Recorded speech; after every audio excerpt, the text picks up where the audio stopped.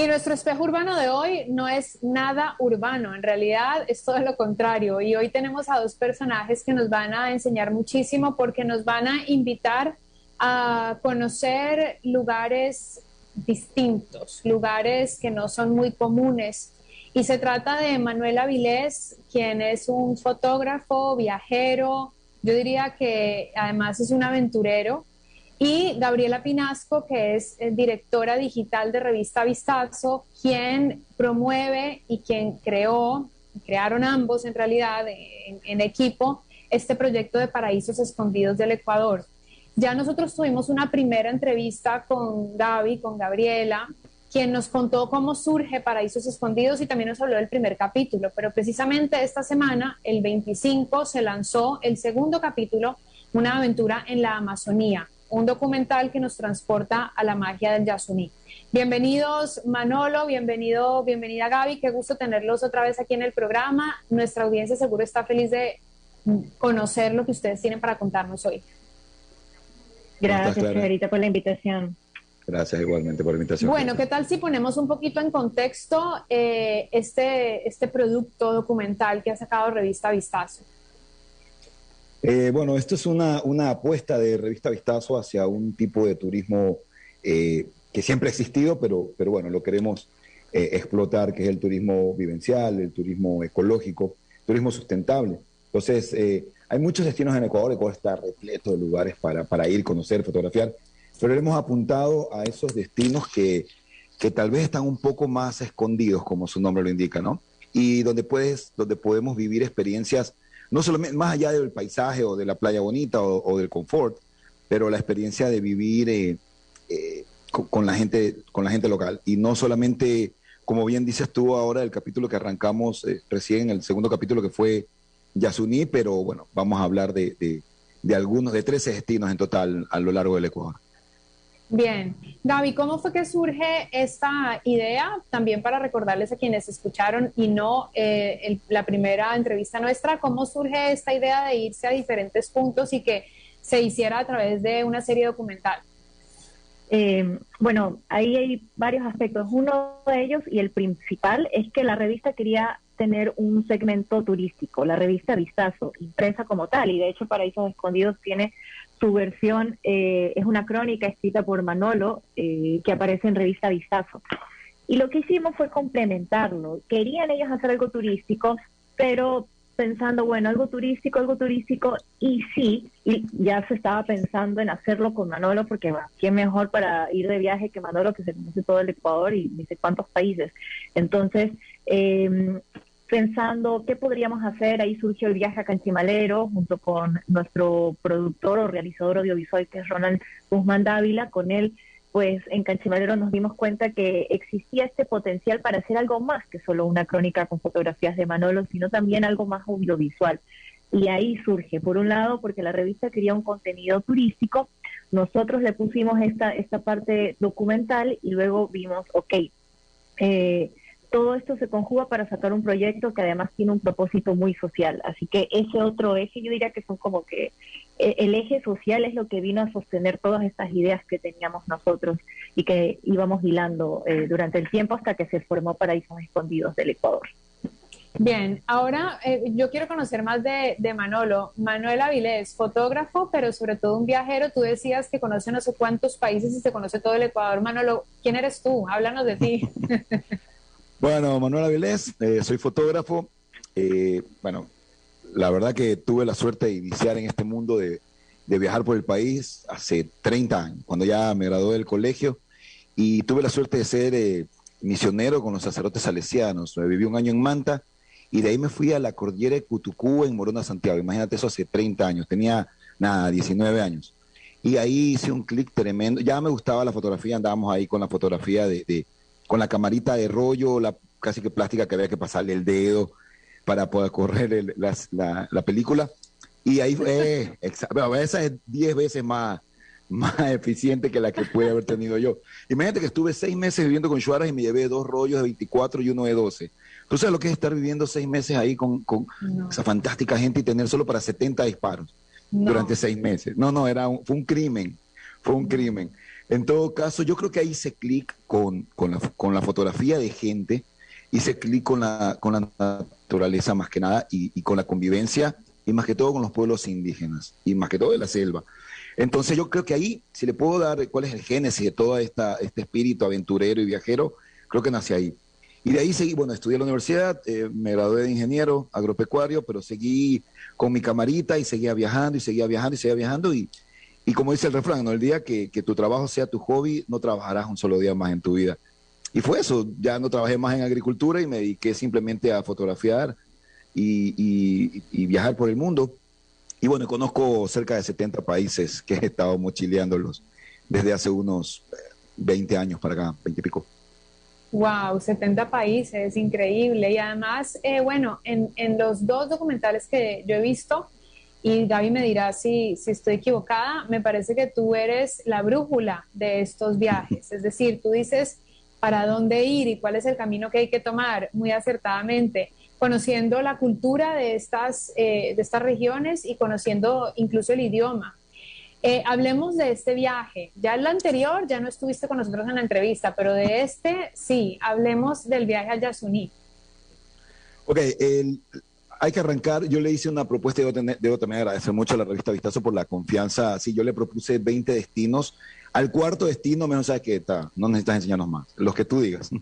Porque yo les enseñaba con fotografías y les iba contando las cosas que se pueden hacer en cada uno de los destinos. Y más que todo apuntando a la parte vivencial, más que turística. Y bueno, yo creo que uno de los destinos más completos que pudimos elegir, que se pudo elegir, fue Yasuní, que es justamente el que está ahora. El Yasuní yo fue como que uno va sin querer y terminé llegando a esta comunidad hace 20 años que conocí a los Guaraní por primera vez y me hablaron de un lugar que se llamaba Sandoval. Y yo ya estaba en un punto que se llama Ñoneno, que para mí ya estaba en la mitad de la selva.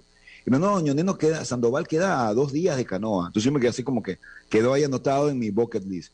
Tuvieron que pasar casi 10 años para conocer que ya de Sandoval regresó a su nombre guaraní, que es Bameno, y me quedé ya hipnotizado con esta gente. Y te hablo que he regresado 15, 16, 17 veces, no sé cuántas.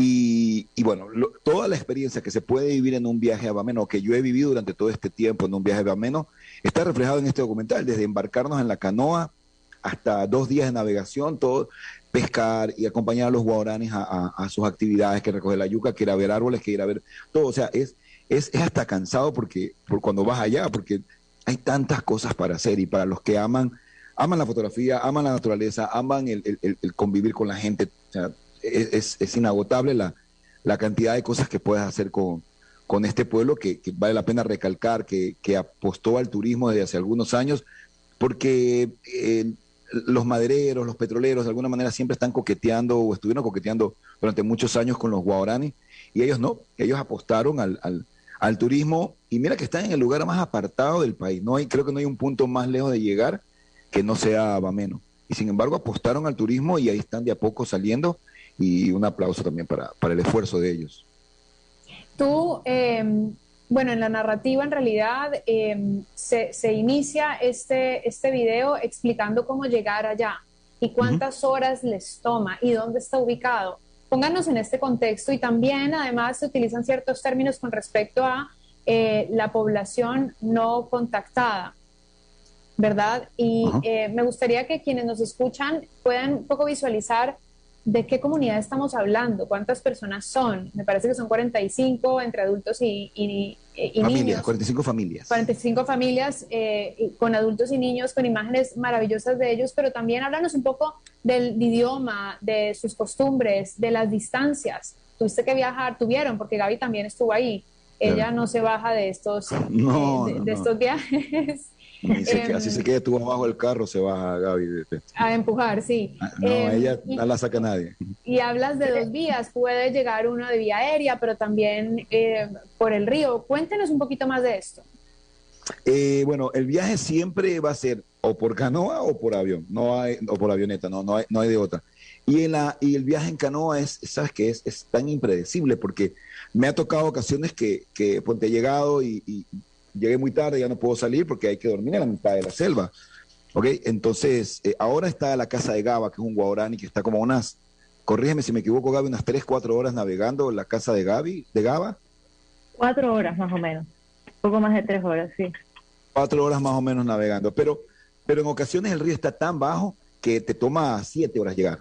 Y, o sea, a mí me ha tocado días que he viajado, que he viajado 2 días enteros, y alguna ocasión también me ha tocado viajar en un solo día de 5 de la mañana a 10 de la noche, un solo viaje, que es criminal por decirlo de manera, pero igual sigue siendo encantador, porque son 16 horas en canoa normalmente, 14, 16 horas, pero paras en la mitad de la selva, paras a comer en la mitad de la selva, hay unas playas que se arman que son fantásticas, y es todo nuevo, o sea, estás con la expectativa de que se te puede cruzar monos, aves, si ves un tapir o cualquier tipo de animales. Entonces, para mí es algo fantástico, es algo, he ido tantas veces y la verdad que no deja de encantarme cada vez que voy. Entonces, ese es más o menos el viaje, por decirlo de una manera, hasta llegar a esta comunidad, que bien decías que eran 45 familias, son cerca de 150 personas entre adultos y niños. Pero saliendo del Coca son como 1 hora y pico en camioneta hasta llegar a un puente. Se hace una inducción ahí sobre los pueblos no contactados, sobre la comunidad guaraní, y de ahí se embarca igual. Empezó la aventura. ¿Cómo viven estas personas? Ahí en el documental lo vemos, pero tratemos de ser gráficos para que les den un poquito de pistas a través de lo que decimos, sean visuales y quienes nos escuchan puedan también un poco sentir curiosidad de conocer esta historia que ustedes plasman a través de 34 minutos de un documental. Dale, Gaby, tú estuviste ahí, a lo mejor lo vas a explicar mejor que yo. Ella que fue nueva, que fue ahí una sola vez y que también quedó encantada. ¿Cuál fue su experiencia? Es hermoso realmente. Pues los guaraníes toda es la comunidad. Entonces ellos viven en una misma casa, toda la familia, no es una casa con cuartos. Las cocinas, por ejemplo, que ellos hacen también son cocinas comunitarias. Todo es para la comunidad y con un sentido comunitario. No hay ese individualismo que tiene mucho la cultura occidental. Aparte, por ejemplo, respecto al idioma, algo que nos sorprendió muchísimo, pero que nos pareció hermoso de los guaraníes es que ellos no utilizan un lenguaje abstracto. El lenguaje de ellos es mucho más, es sencillo y directo. Yo siempre digo que sencillo y directo no quiere decir simple, no para nada, en absoluto. Es sencillo y directo, es la forma en la que ellos se comunican y están en contacto con lo que está a su alrededor. O sea, tienen sus actividades muy marcadas, ¿no? La caza, la cocina de lo que se caza y de lo que se agarra de las chacras que ellos plantan, las herramientas que ellos mismos crean como las cerbatanas o como las lanzas, o en el caso de las mujeres, estos adornos que se ponen. Es una vida muy natural y eso es lo que a mí me parece fantástico. ¿Cuántas cosas podemos aprender de ellos? Por ejemplo, pensando que se puede vivir feliz, tranquilo y en armonía no con tantas cosas que nosotros nos llenamos, que todos los cuadernos, nuestras casas a veces las tenemos con tantas cosas que estamos botando y a la vez le hacemos un daño al planeta con tanto desecho, y ellos no generan esos desechos. O sea, tanto que se puede aprender de ellos. Es fantástico. Sí, hay una de las aventuras que se ve en el documental es la pesca, ¿no? Y un poco la frustración de uno de los momentos que se ven es lanzar la carnada, deduzco que es, y la piraña se lleva varias veces la carnada y ustedes llegan llegan obviamente con comida, pero esto es el día a día de ellos. O sea, ellos consiguen su comida para el instante, para el día siguiente. Es como una vida súper primitiva y al mismo tiempo, Gaby, tú decías, muy sencilla, no quiere decir simple, sino que a la vez está como cargada de muchos significados y se muestran también algunos rituales. Ustedes consideran o tradiciones que tal vez ese es uno de los fuertes del viaje de ustedes, haber conocido que, por ejemplo, la lengua, la historia, la tradición. Uno de los testimonios decía, es que nosotros fuimos contactados por primera vez hace 20 años, pero mis papás y mis abuelos, mis ancestros no. Entonces tenemos que preservar. Yo lo que sentí de este testimonio fue como si ellos lo que hicieran es como preservar ese imaginario que sus abuelos tuvieron. La cosmovisión. Sí, son bastante fieles a a sus tradiciones, a su cultura, luchan para que no desaparezca. En un paréntesis, hay una cosa que cuando estabas hablando, Gaby, me acuerdo hace años, yo le pregunté a Penti, que es el líder, le digo, ¿qué quiere que les traiga la próxima vez que venga? Ya no solamente ropa, juguetes o comida. Entonces me dijo, tráenos pantalonetas, cuchillos y pepitas para hacer collares a las mujeres. Regresé al año, a los 2 años, y yo nunca imaginé que con, no sé, $20 podías hacer feliz a todo un pueblo. O sea, compré $20 en las pepitas, en las chaquiras. Pasaron horas, y nada que hay que yo cojo más pepitas, no. Pusieron, como decía bien Gaby, ellos, el sentido de compartir de ellos es tremendo. Pusieron todas las pepitas, mezclaron todos los colores en los mates, en los recipientes, los pusieron en el piso y comenzaron durante horas a hacer collares cantando. Entonces, cuando ellas hacen cualquier cosa en comunidad, van cantando. Y le digo, ¿qué cantan? Entonces, van cantando que se van a la selva, comprar que lápices, van a pescar. a veces los niños se enferman, entonces nosotros con eso mismo podemos llevar al hospital, comprar medicamentos, lo que falta, entonces lo mismo lo con eso niños, sobresalimos aquí en la comunidad ancianos, de Bameno, solo con turismo. Ellos están... Para quienes solamente nos escuchan, porque nos oyen desde la radio, desde el trabajo, el carro, donde sea, la idea es poder invitarlos a que se vean este documental. Entonces, Gaby, yo quiero que antes de que nos cuenten dónde se puede acceder a este video y al anterior, cada uno de ustedes, ya un poco para finalizar nuestra conversación, nos compartan sus reflexiones de este viaje. Ya sé, Manolo, que ha sido tantas veces que es difícil encontrar lo nuevo en lo que no es tan nuevo, pero siempre hay algo grato de cada viaje que uno hace. Y Gaby, al ser seguramente tu primera experiencia en este sentido, en la realización de un documental para este fin, también tendrás como otras reflexiones. Por favor, compártanos esas reflexiones sobre esta visita a la naturaleza total. Bueno, pues en mi caso yo creo que Manolo va a coincidir conmigo, porque para él, y de hecho lo dice en el documental, Bameno es su lugar preferido en el país y bueno, no sé si en el mundo. Pero en mi caso, para mí fue un cambio, o sea, no un cambio, pero sí me abrió la mente un montón, porque llegas a conocer una cultura que es totalmente distinta a la tuya, que vive de forma distinta y que tiene unas enseñanzas tan sabias, como lo que te decía de vivir de manera sostenible con lo que la naturaleza te da y no ir más allá para ser feliz y tener una vida tranquila y rodeado además de tanto paraíso. Eso para mí es una de las enseñanzas más grandes. Lo que yo me llevé de esto, además de obviamente ver todo lo que tiene la selva, es la selva, una de las selvas más biodiversas del planeta, la más biodiversa del país. Eso es fantástico, ver a los papagayos volar en cantidades que nunca lo había visto, los monos, todo. Pero el estar y convivir con estas personas, con la comunidad guaraní, me abrió muchísimo la mente. O sea, llegas a... Cuando conoces a personas que te hacen ver la vida o el mundo a través de otros lentes o desde otra perspectiva, eso es lo más maravilloso que hay. Eso es lo que yo me llevo de Bameno. ¿Tú, Manolo? Como bien dice, no ha ido tantas veces que ya podría sonar como que a qué voy, pero si no fuera tan increíble, simplemente no regreso. Es como un niñito en Disneyland, o sea, hoy día puedo irme a pescar, puedo ir a ver aves, a lo mejor me llueve todo el día, puedo irme con ellos a acompañar de cacería. Ellos tienen como el señor Lavaca, un misionero que lo estudió mucho, que estuvo mucho con ellos, dijo, están como cuando salieron de la mano de Dios hace más de 10.000 años. Eso me encantó y te puede más o menos graficar.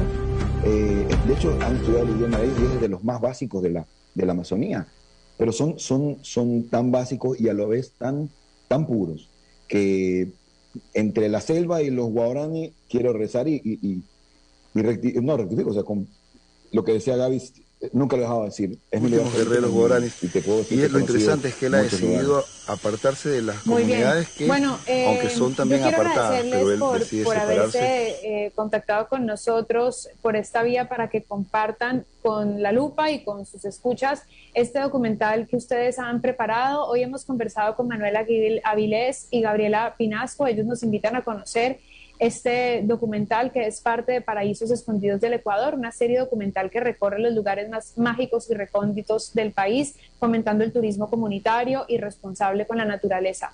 Gaby, ¿a través de qué clic pueden las personas acceder a este documental?